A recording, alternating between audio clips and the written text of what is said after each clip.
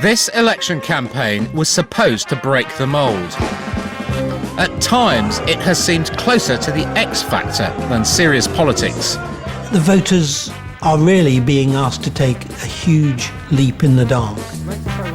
Tonight, we reveal just how little the British people have learnt about the party's policies. Who says they will not cut spending this year? Conservative. Oh, it's actually Labour. Tories, yeah. Right, OK, you're both wrong. And we find the leaders are not as open as they like to appear. Mr. Cameron, will you be seeing anybody in the streets of Burton today?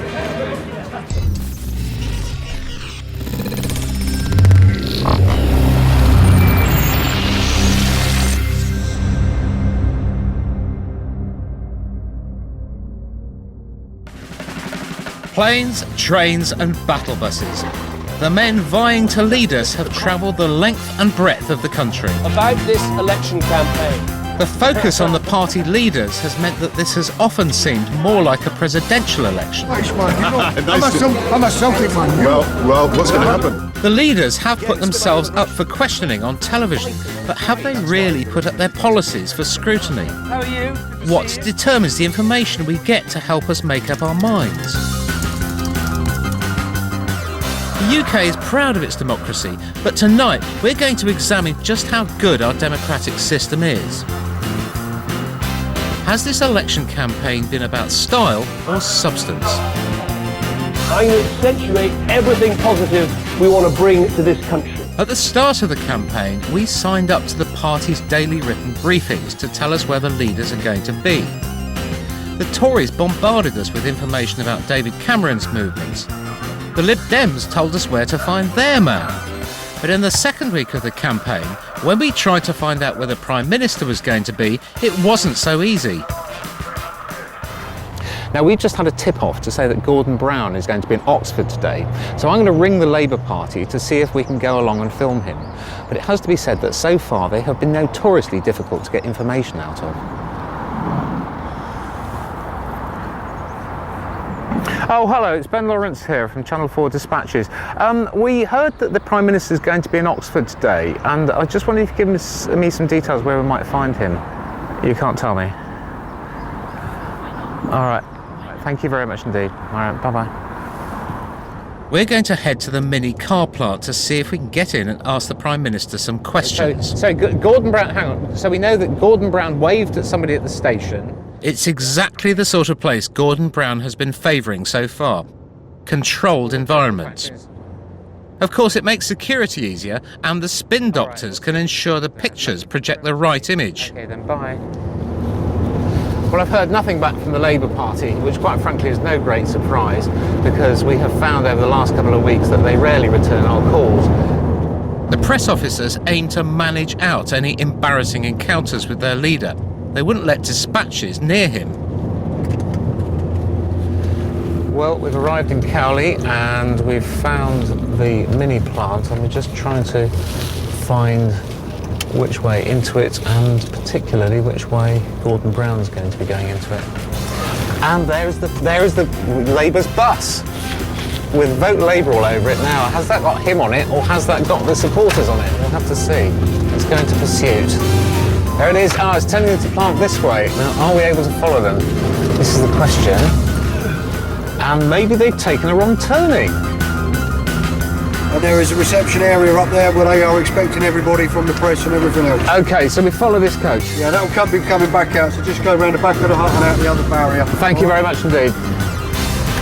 We are at last inside the plant. By following the coach, we'd sidestepped security, and now the factory welcome party was heading our way. There's four of us. You're all going to need a coat each. All right, thank you very much indeed. 1, 2, 3. All right. Lovely, thank you very much indeed. Do we just follow them? So I'm going to be putting this coat on, and we'll see if it gives us some magic powers to get close to the man who's running the country.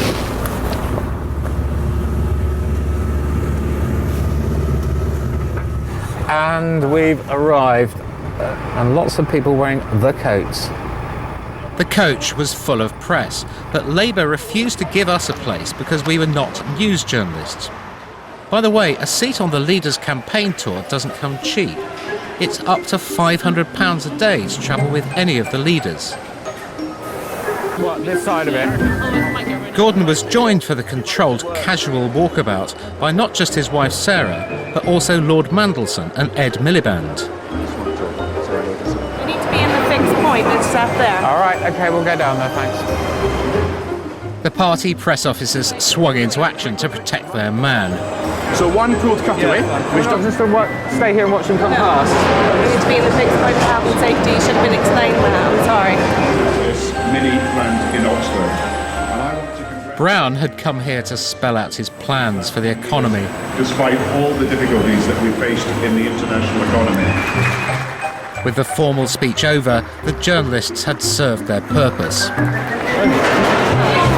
Stop, please. Can you stop there, please?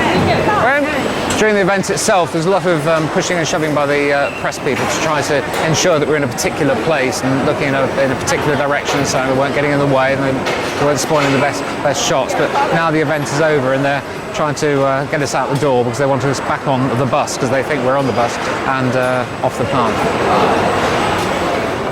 Mr. Brown, are you going to be meeting any ordinary electors on the street?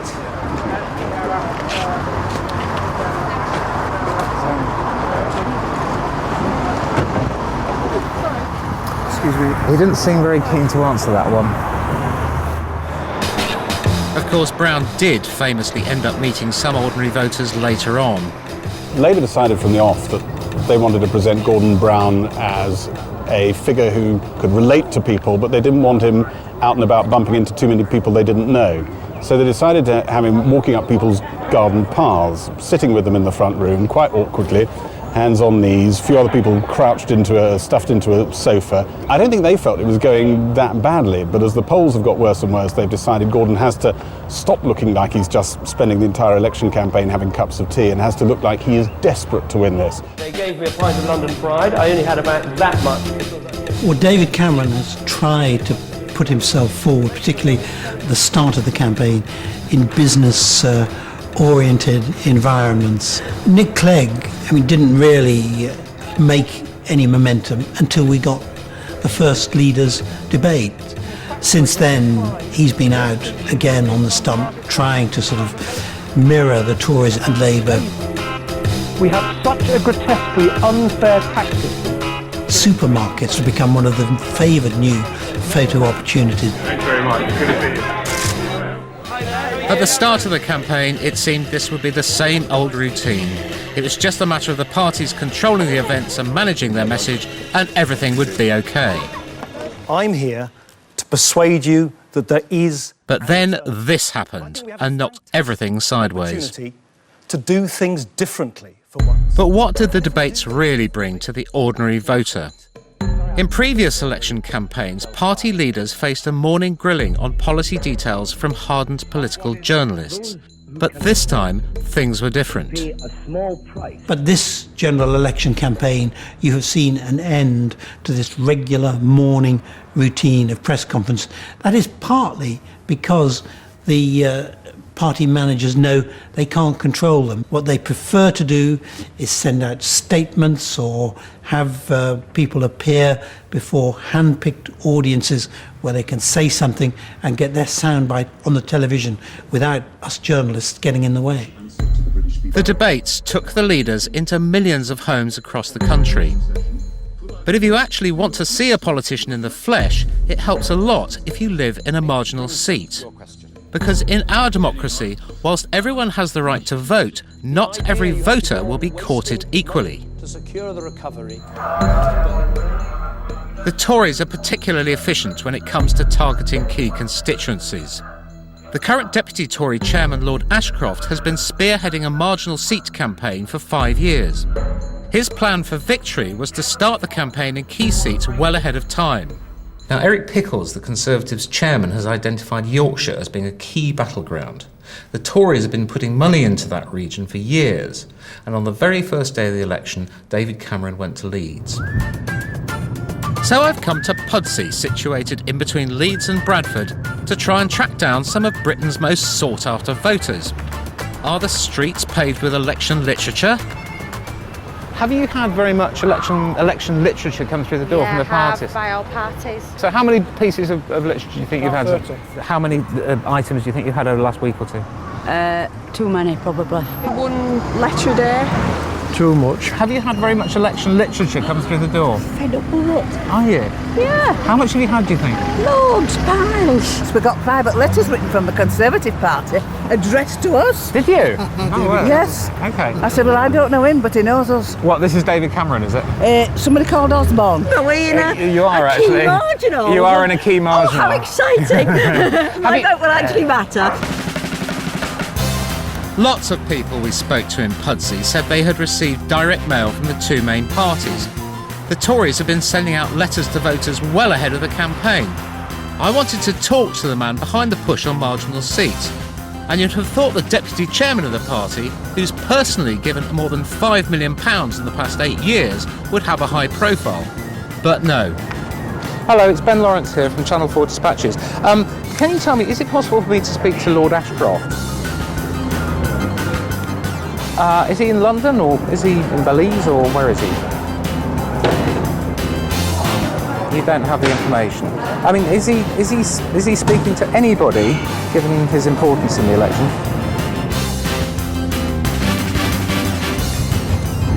Right, can you give me the number for his office? Sure.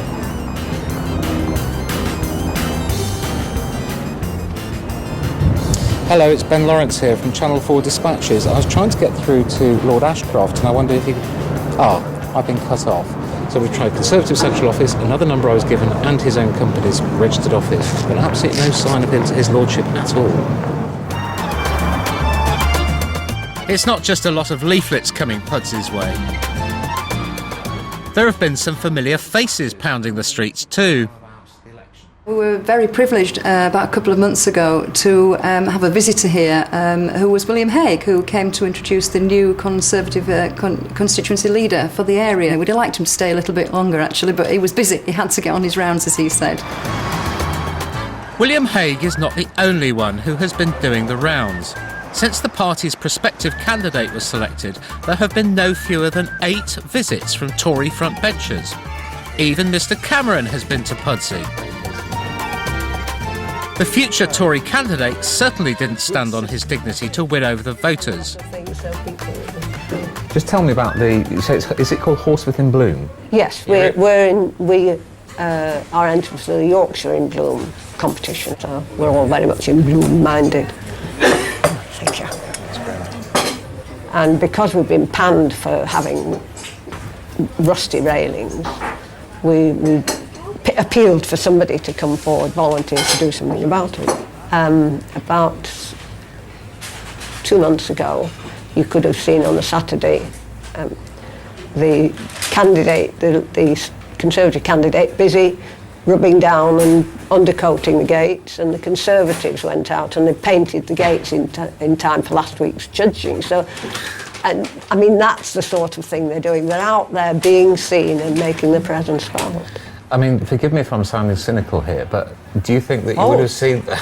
do you think you would have seen that sort of activity 5 years ago when the Conservatives were less? Oh no. So I went to track down the Tories and found them hard at work out campaigning. Today, the candidate Stuart Andrew and his team are leafleting in the town of Guiseley.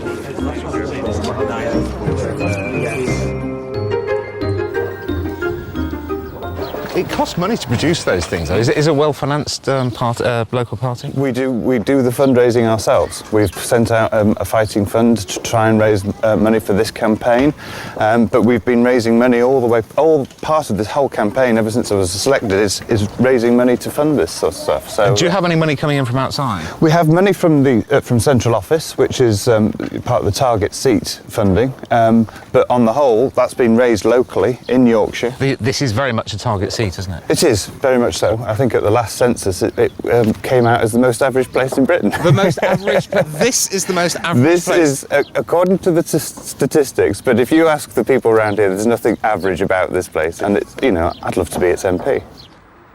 The Labour MP is stepping down after 13 years.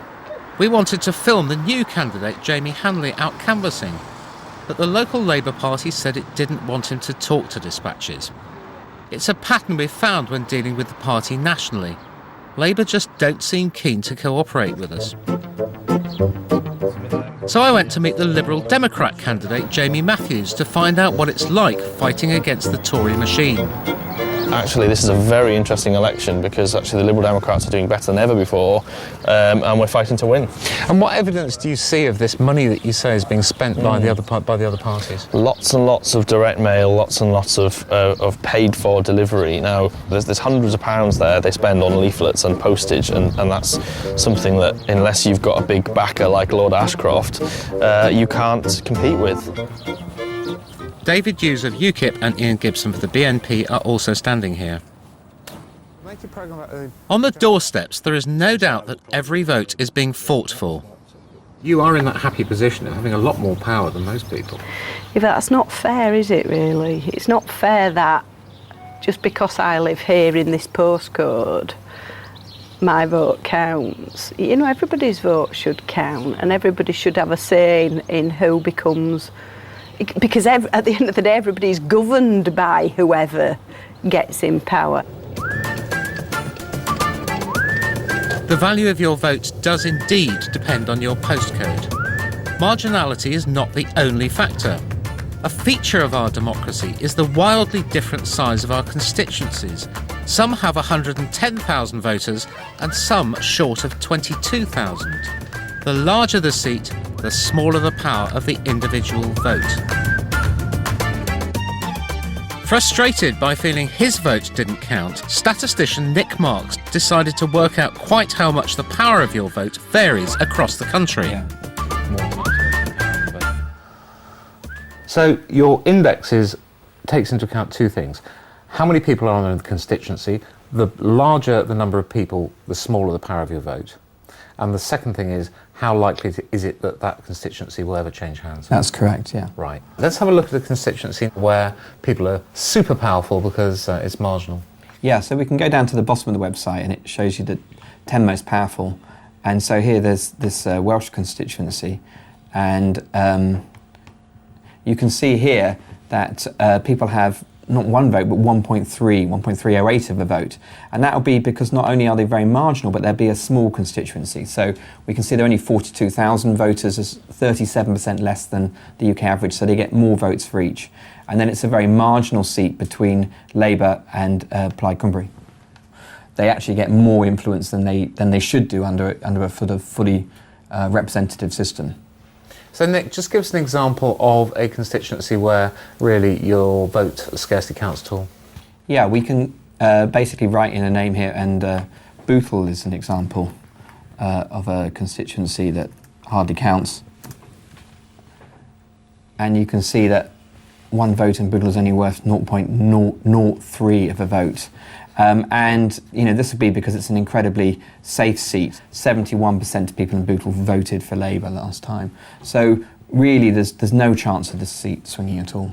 The very most powerful, the most marginal and small constituencies have over 300 times as much power as the least powerful constituency. So a vote in one of those constituencies is worth 300 times as much. So it's incredibly uneven and unjust. It really is the ultimate postcode lottery as to where you live.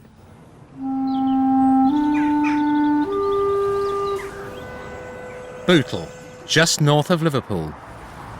The place the election forgot. Do you live in Bootle? I do, yeah. Have you had very much stuff from the parties through coming to the door? I haven't, no. And have you seen any posters around? No. Have you had very much material from the parties through the door? No, none, you know. Does it feel as if there's an election going on around here? No. It doesn't? No. Have you seen very much election literature or many posters and things like that? Nothing. Have you seen very much stuff through the door? Not a lot. Little? None. The Labour candidate has been Bootle's MP for 20 years. In the last election, he got the biggest majority of any seat in the country, This is as safe as it gets. We called the regional offices of the three main parties and asked what activity was going on in Bootle. The Tories told us, to quote precisely, it's a fairly dead duck. The Lib Dems said, and I quote, there's not much point campaigning. Labour didn't even return our call. It seems the people of Bootle won't be experiencing election fever anytime soon. With an electoral system putting power in just a few voters' hands, how democratic is the supposed mother of democracy? Hi, Tom here. Yes. Hi, I'm Ben Lawrence. In part 2, the Watchmen are here. Foreign observers come to check up on our election. Where else have you looked at elections, looked at democracy? We were overseeing the Iraqi elections. I also ran another group when Haiti was holding its very successful elections in 2006. Iraq, Haiti, Britain.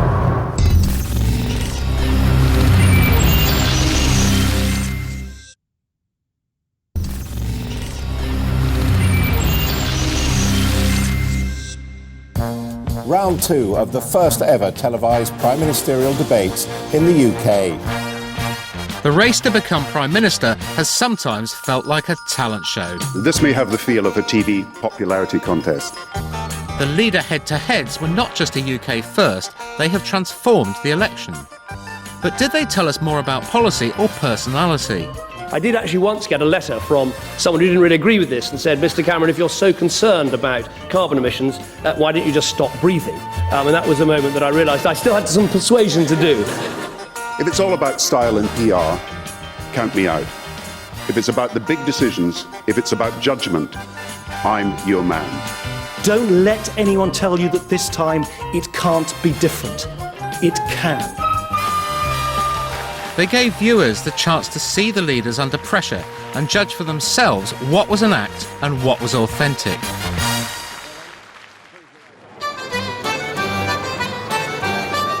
On the morning after the second debate, I went out to follow David Cameron. We were told the Tories were waiting to see how he'd done in the debate before sending him out. But with the polls saying he'd slain the other two, Cameron decided to join the St George's Day celebrations at Leadenhall Market in the City of London. Gordon Brown had been criticised for not meeting enough ordinary voters. But was Cameron really any different? The people in the market looked like members of the public, but impressions can be misleading. Are you from Central Office? Yes. Yeah, you're from Central Office. We've been recruited from there. You've been recruited by Central Office? Oh, I see, right, okay. Can I ask you two why you've come along? I'm involved in the Tory party, so... You're involved in the Tory party. Have you come here because you're a member of the Conservative Party and you're invited? I am a member. And I'm just really interested how the word gets out that there's an event going on and therefore you can... Well, I actually run the Young Service in the South West.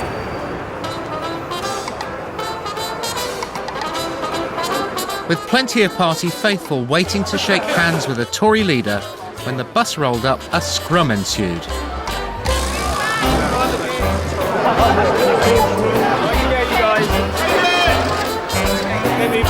Party workers moved to clear the way. There, and then we're going to come back the other way.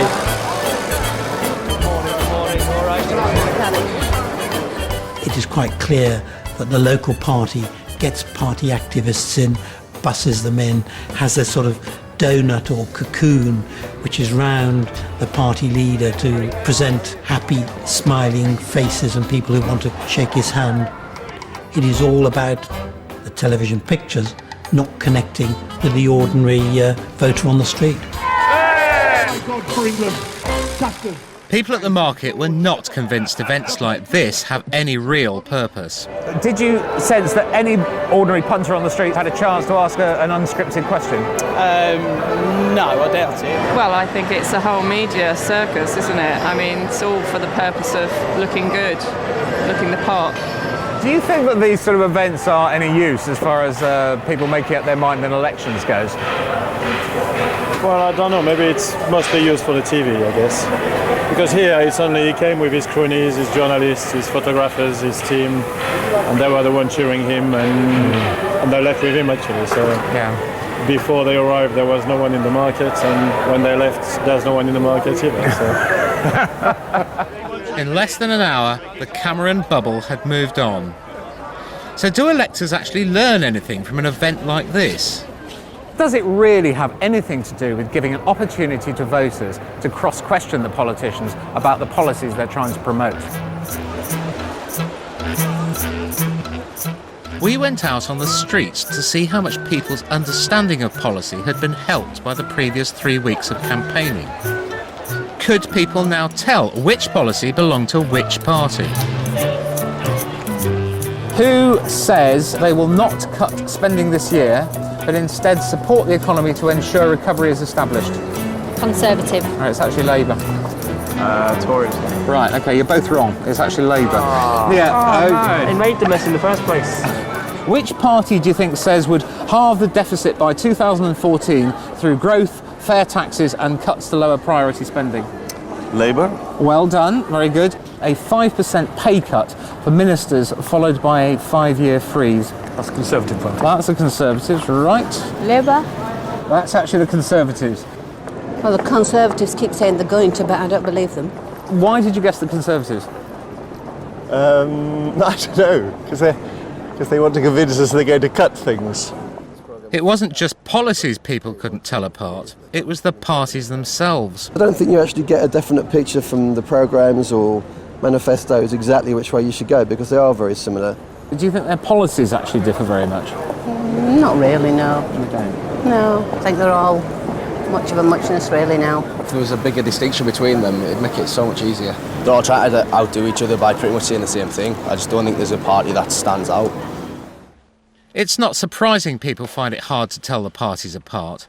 They all use focus groups to test out their policies, and they home in on the voters they believe can be swayed. Focus groups are quite good at sort of sanding off the rough edges of a policy message, taking perhaps some of the more interesting or radical bits out of it and making it sound very reassuring. But the system forces them to sound as if they're the same, to talk in the same language to the same group of people, the swing voters in marginal seats, to try and reassure them and get them on side. So the real differences that do exist get blurred. So we set up our own focus group, chosen in the same way that political parties select sample voters. Many people complain no party dares address the uncomfortable fact that we are about to enter an age of austerity. We looked at what would happen if we gave them a radical message of big cuts. They didn't like it. I want to show you a statement and just see what you think about it. In order to reduce the deficit sufficiently over the coming years, there will need to be £38 billion of savings made in the amount that government spends. That says job cuts and poorer services. At the end of the day, somebody's going to be put out of work. People on the shop floor. Do you think that they need to cut public services in order to make this happen? There's been so many cuts already. It just makes you wonder how far they can go. I'm just thinking they don't necessarily need to make the cuts, they can rejig the way they're running the service at the moment. If they then needed to make a shortfall up with taxes, is there what taxes do you think they could raise in a fair way? Maybe environmental levies. Anyone else have a different view? Put up people's taxes who earn a lot more money, and they get money back from the bankers and they cut Trident, then we'd have... Right, so another way of doing this is to get more money into the pot. If a party was to say, we're going to make cuts in frontline services, what would your kind of reaction be to that party? I'd like to know how they're defining frontline services. If they're meaning nurses off the ward, policemen off the street, that's a big problem. I don't know how much more blood they can get out of that stone, really. I'd be far more interested in them looking at the root cause of maybe the problem rather than the poor guy at the end who's going to lose his job. A secretary could do half the paperwork the police do and leave the police do their job as policemen. Yeah. And leave somebody do the admin on a lower salary. Right. So kind of cuts in management and cutting and kind of talking about waste, that's where you think that the cuts should be made? Yeah, I would say more or less protect nurses' jobs. I think it's more important. Obviously these things are necessary at the end of the day. Our focus group ended up backing efficiency savings and cuts in managers, just the sort of message they are now getting from politicians.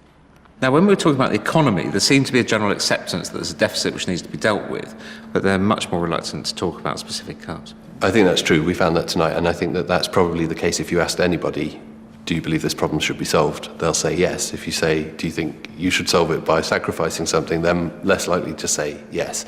Manifestos do get banded down, and parties perhaps don't talk about all of their policies in the strongest terms. And even if they express that in a way that these voters found fair, it's the competitive context of politics that actually leads to that sort of level of kind of, I guess, timidity.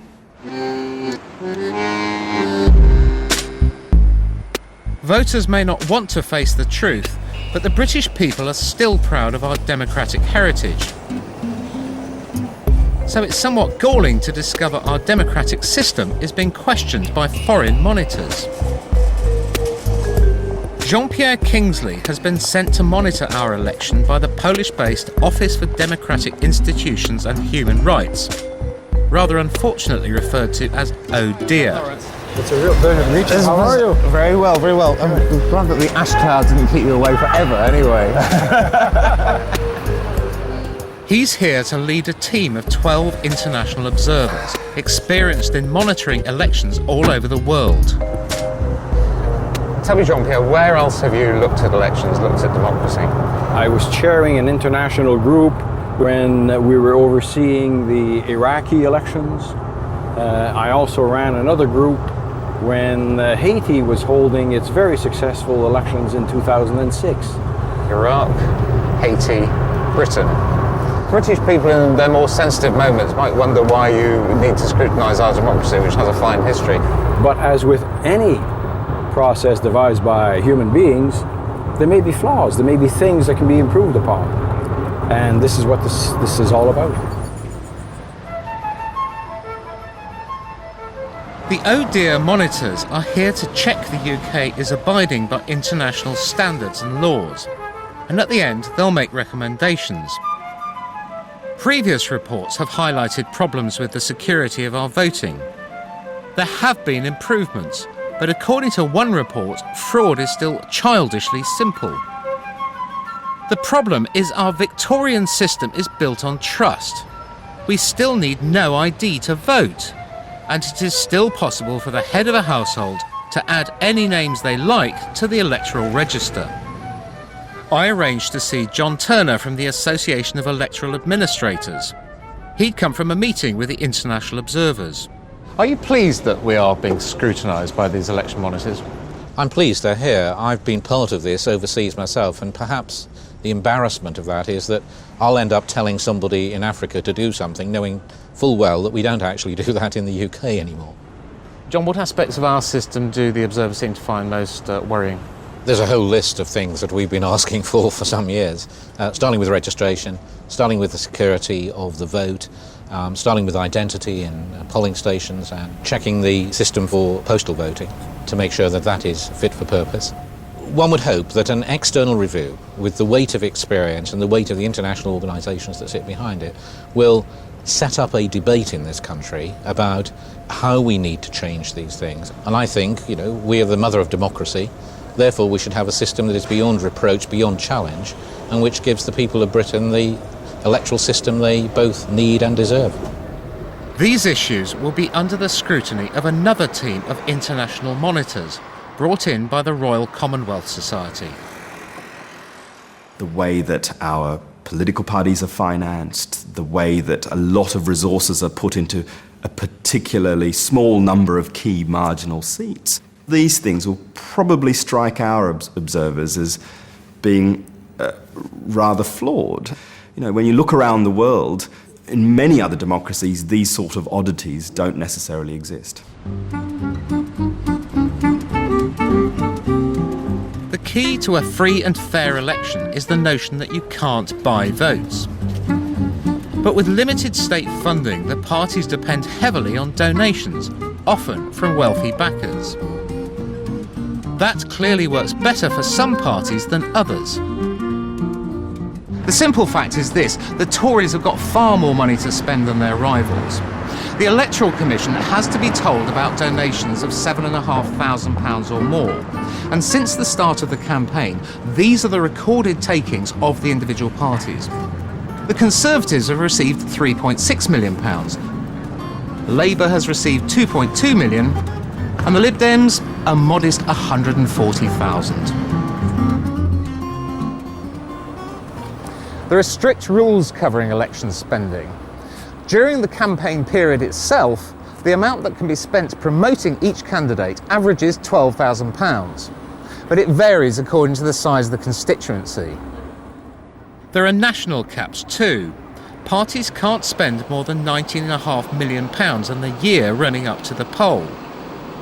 But outside of these specified periods, parties can spend whatever they want on campaigning both locally and nationally, and some do.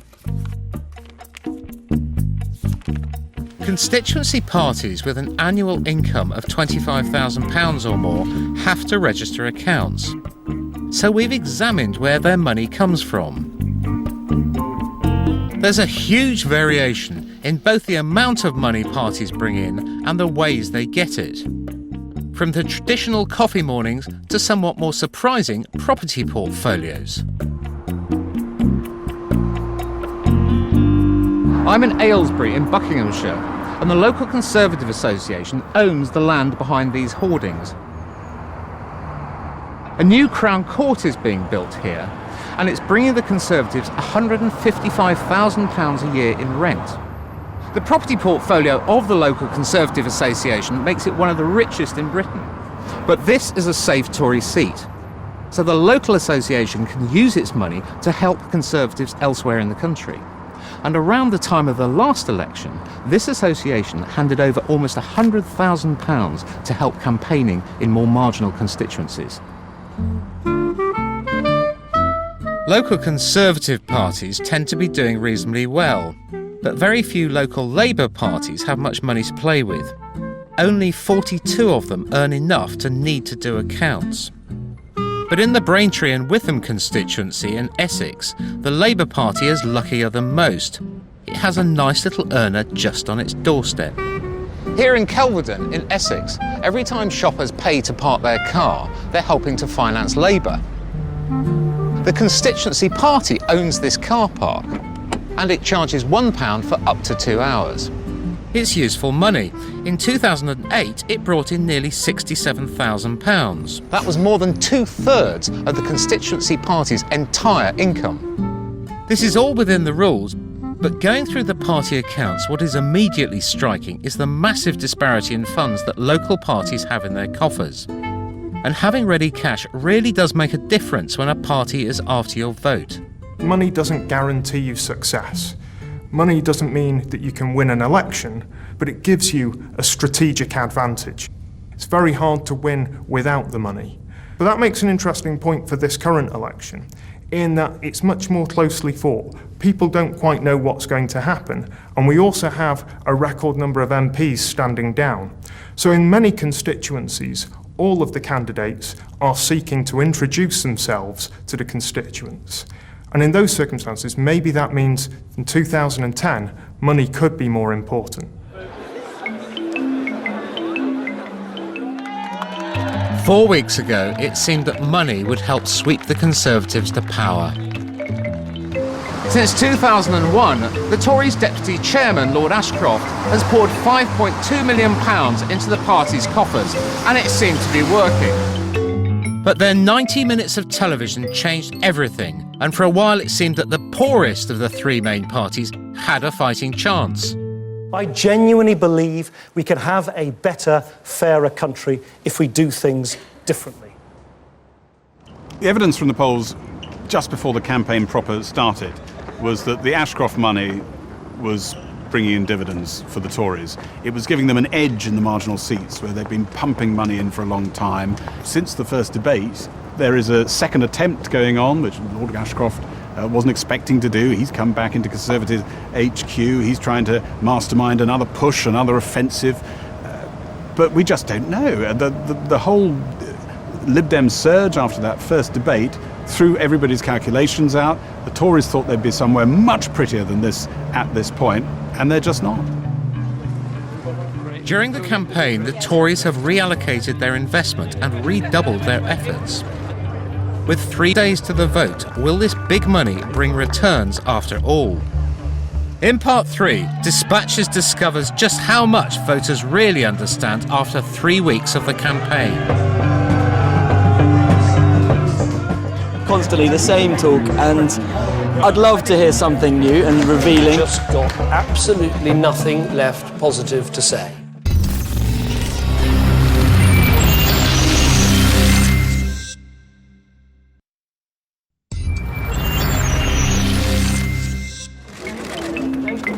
When the election was called 4 weeks ago, we expected more of what had gone before. The usual photo ops, the usual spin. Of course, the aim of political parties is to control the messages they put across to voters. And when the three main parties agreed to TV debates, it was no different. They insisted on no fewer than 76 rules to control proceedings. They even told us what to think. David Cameron won that debate. Gordon is substance. I think this is the Nick Clegg I always knew was there. The perfect solution. That's what But the British public made up their own minds. Politics and come up with a solution that works for you and your family in the long run. It turned a 2-horse race into a 3-horse race, and although there's been a sort of volcano bubbling up underneath the British system for a while, this was the moment the thing erupted. The surge in popularity even took the Lib Dems by surprise. They had to adapt to the sudden attention and hired in an extra coach to fit in all of Clegg's new followers. Nick will say a few words probably facing that man with the white hat, if I've got it right. I found when I went out on the campaign trail, Clegg's team was now uncannily similar to the others. Round that way, into the hospital there. Upstairs for 20 minutes. Have you drawn a chalk line for him to follow? Hopefully he'll follow me. Are you from local Lib Dems? Yes. You are, right. You haven't been sort of brought in from outside. No, all local. Oh, right. What have you been primed to do? I'm fascinated. Well, just to give him a warm welcome. It's interesting that at the beginning of the election, the Lib Dem campaign felt rather pleasingly amateurish and shambolic. Now it's much more organised. They've got lots of Lib Dem supporters here who've been bussed in. They've been arranged, and the tall people have been told to go and stand at the back, and the short ones at the front.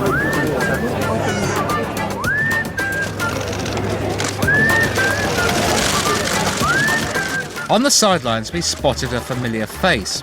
But by now, the cameras were no longer pointing in Vince Cable's direction. Nick Clegg has now come forward. He is now dominating the Lib Dem appearances, and it's Vince Cable who's sort of standing a few paces back or behind his shoulder, kind of quite wondering why he's there. And this change didn't just play out in front of the cameras, it also changed what went through letterboxes. Richard Pope has been compiling a database of campaign literature and analysing the trends as they emerge. This is a local Lib Dem produced leaflet. This is Blackpool, isn't it? Yeah. And this is obviously just a one-off run for that constituency, and they've decided that they want Vince Cable's obviously at this period in time, which was in the beginning of April, just before the first leadership debate. They decided that Vince Cable was the person they wanted to use to project. So that's interesting. We've got a picture of the local candidate, we've got a picture of Vince Cable, and we've got absolutely no sign of Nick Clegg either in words or in pictures. But that was before the first debate. And then later on we saw Nick Clegg. Oh right, now this is what's happening here. So this was immediately after the debate. Next morning, 9 o'clock, this was popping through people's doors in North London, and it's saying Nick Clegg declaring him the winner of the debate, and also importantly asking people to get involved in the campaign. So if you like what you saw last night, here's how you can get involved, help him win. The last couple of weeks, we've been getting these ones where you get Nick Clegg in the sort of bottom half of the leaflet, underneath the main candidate. They'd be fighting for their own interests. Cameron's face has dominated Tory literature throughout the campaign. For the country's future. But even before Bigotgate, Labour constituencies were not putting pictures of Gordon Brown on their leaflets. All these Eastern Europeans what are coming in, where are they flocking from? Just a sort of bigoted woman. I don't think I'll vote. Events such as this end up dominating elections. Journalists love a good gaffe. But the focus on issues of style and performance exacerbates the problem of there not being enough substance to the campaign. Leeds University has been analysing how the press have been covering the election and in particular the debates. Was that overwhelmingly, over 95% of all the articles we analysed were about the winners and the losers of these debates. The horse race question was always there. Very rare to find an article that didn't cover it. Does it matter?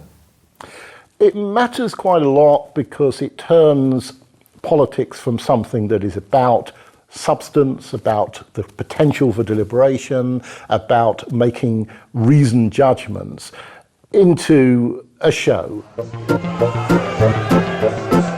It was a performance of 3 acts. A week from the polls, would the final showdown help people make up their minds? Here we are in a North London pub on the night of the final leaders debate. Now I've got here a list of the things which have been going on in this pub. We've got a stone crazy Friday night, we've got a boogie bank holiday, we've got Premiership football. Tonight we've got the leaders debate and people are shushing one another and cheering so that they can hear what the leaders are saying, and they're really reacting strongly to it.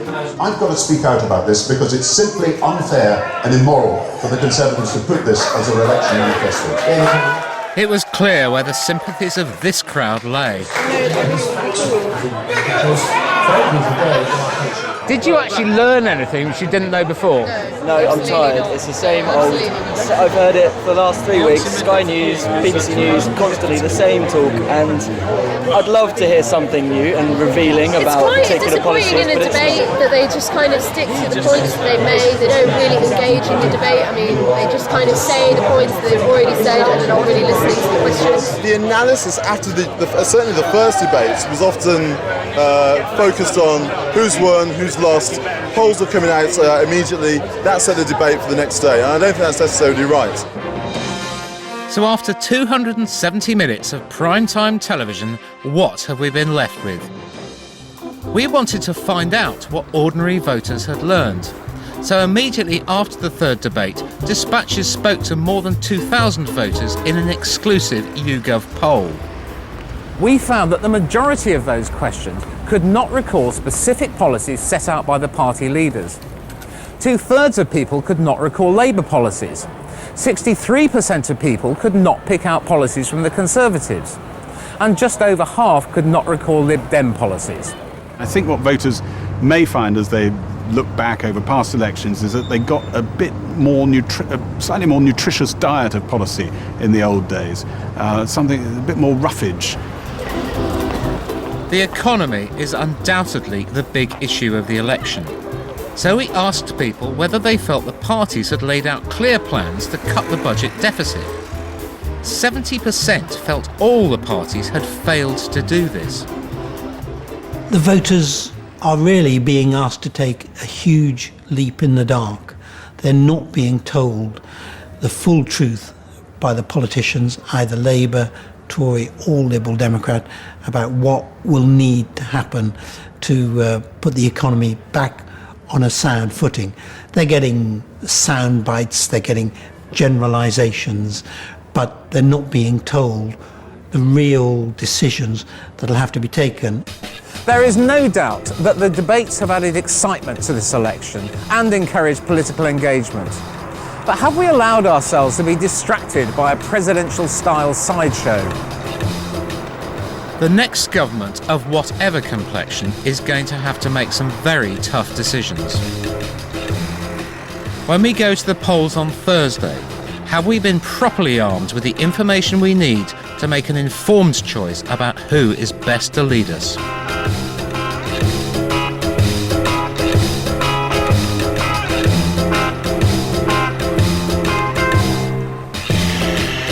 Join in the discussion on the website at channel4.com/dispatches. And on Thursday from 9, don't miss Channel 4's alternative election night.